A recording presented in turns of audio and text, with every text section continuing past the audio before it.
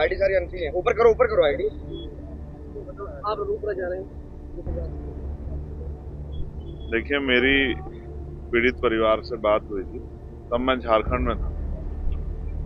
कल चुनाव प्रचार खत्म हुआ है और आप और मैं जानते हैं इस बात को।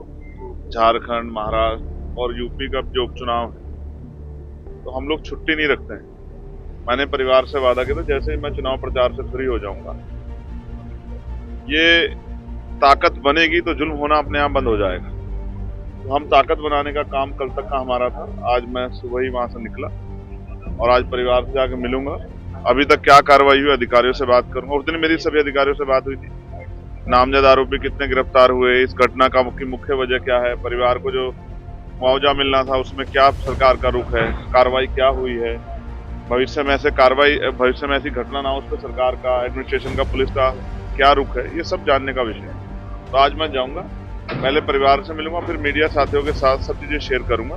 क्योंकि जो इन्फॉर्मेशन मेरे पास है, शायद ऐसे बहुत सारे लोग हैं जिनको बचाया गया, जिनका नाम होना चाहिए था। जो इस घटना के सूत्रधार है उनको बचाया गया। बाकी मैं पीड़ित परिवार से मिलकर, आप समझिए, अगर उत्तर प्रदेश में खुलेआम गोलियां चल रही हैं तो उत्तर प्रदेश की सरकार और मुख्यमंत्री कही कानून व्यवस्था बहुत अच्छी है, तो ये एक मजाक है। और उसके बाद कार्रवाई ना होना, कार्रवाई के लिए परिवार को डेड बॉडी को रखना पड़ना, ये उससे भी ज्यादा जो है, ये मैं कहूंगा कि ये दुखद है कि जब पुलिस और प्रशासन पर, सरकार पे जनता का भरोसा खत्म हो जाए।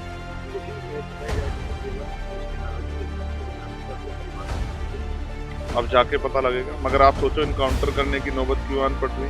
अगर पुलिस खाकी का इकबाल में इतना बुलंद है तो फिर ऐसी घटनाएं कैसे, सरेआम गोली लगना, आप समझ रहे हैं? ये सीरिया नहीं है, ये पाकिस्तान नहीं है, ये दिल्ली से 50 किलोमीटर के अंदर का एरिया है। आप समझिए ना, अगर जहां देश की राजधानी, जहां प्राइम मिनिस्टर हैं, होम मिनिस्टर हैं, डिफेंस मिनिस्टर हैं, प्रेसिडेंट हैं हमारे, जहां से 50 किलोमीटर के अंदर सरेआम गोलियां, तो कौन सुरक्षित है? इसकी जिम्मेदारी कौन लेगा? होना चाहिए रोज। और क्यों नहीं गिरफ्तार है? इसलिए कि मरने वाला दलित का बेटा, इसलिए गिरफ्तार नहीं कर रहे हो? तो मैं आज जाऊंगा और मैं आपको भरोसा दिलाता हूं, अगर लापरवाही बढ़ती जाएगी तो 25 तारीख का सेशन चल रहा है, मैं हर कीमत चुकाऊंगा, लेकिन कोशिश करूंगा कि इस तरह के मामले दोबारा ना हो। और जो घटना है उनमें सख्त कार्रवाई, चाहे मुझे पार्लियामेंट में कुछ भी करना पड़े, लेकिन मैं अपने लोगों को इस तरह मरने नहीं दूंगा। अखिलेश जी क्या कह रहे हैं, मुझे इस पर ज्यादा चिंता का विषय मेरे लिए, मेरा बड़ा चिंता का विषय ये है कि अभी जो मेरे को इन्फॉर्मेशन है, कुदरकी में दलित और मुस्लिम बाहुल्य गांव में बीएलओ ने पर्ची नहीं बांटी है। और जब पर्ची नहीं होंगी, और मेरे पिछला चुनाव याद है, अपना खुद का चुनाव याद है, जब पर्ची ना होने कारण दूसरी पर्ची लेके जो मतदाता है वो बूथ पे जाता था तो पुलिस उसको रोक देती थी, कहती पर्ची लाओ, और पर्ची बांटी नहीं है। तो सरेआम लोकतंत्र का गला घोटा जा रहा है, ये किसी छिपा हुआ नहीं है।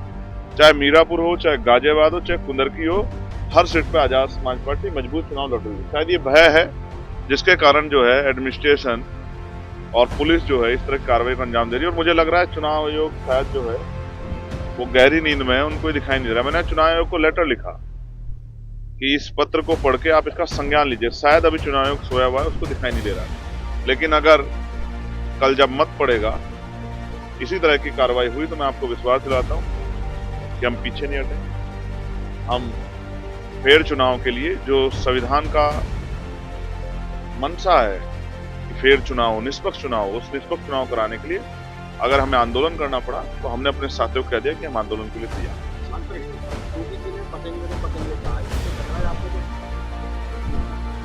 यहाँ भीकनपुर में हुआ, ये किसका परिणाम है? और ये काटने वाले लोगों ने किया है या बांटने वाले लोगों ने किया है, ये भी बताना चाहिए। और ये भी बताना चाहिए, मैंने ऐसे असंवेदनशील, जिनके अंदर की ममता, जिनके अंदर का प्रेम बिल्कुल मर गया हो, ऐसा मुख्यमंत्री मैंने नहीं देखा। वरना जिनके प्रदेश में उनके सरकार के रहते 10-10 बच्चे जो हैं, आप महसूस करके देखिए, आप सब परिवार वाले हैं, अपने को अगर एक सुई लगती है तो कितनी तकलीफ होती है। जिनके बच्चे जिंदा जल गए, जिनकी माओ की कोख सूनी हो गई, और मुख्यमंत्री मुस्कुराते प्रचार कर रहे थे कि सिर्फ सत्ता ही चाहिए।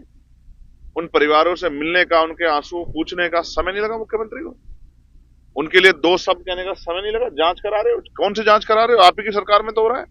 दिखा नहीं, हमने कितनी बार कहा कि कोरोना काल के बाद या गोरखपुर मेडिकल कॉलेज के बाद हमेशा ऐसी घटनाएं लगातार हो रही हैं। क्या करिए सरकार? बस सिर्फ बंटवारे की बात, सिर्फ जो है हिंसा की बात, और हिंसा करके या हिंसा की बातें करके मुख्यमंत्री वोट तो बटोर लेंगे लेकिन जन समस्या का समाधान नहीं करते। आज पढ़ा लिखा नौजवान बेरोजगार घूम रहा है। 1,42,000 वैकेंसियां टीचरों की जिनको नहीं भर रहे, 27,000 स्कूल बंद कर रहे हैं। किनके रास्ते बंद होंगे? किसानों के बच्चों के, गरीबों के बच्चे के। सरकारी स्कूल में ग्रामीण क्षेत्रों में किसान और गरीब समुदाय रहता है, इनके बच्चों के रास्ते बंद होंगे। शिक्षा नहीं मिलेगी तो मेहनत मजदूरी करके लेबर क्लास बन जाए, कभी मुख्य धारा में नहीं आ पाएंगे। कैसे देश तरक्की कर जाएगा? ये जो झूठ है बेनकाब होगा और जनता वोट की चोट से देखना आप कल सबक सिखाएगी।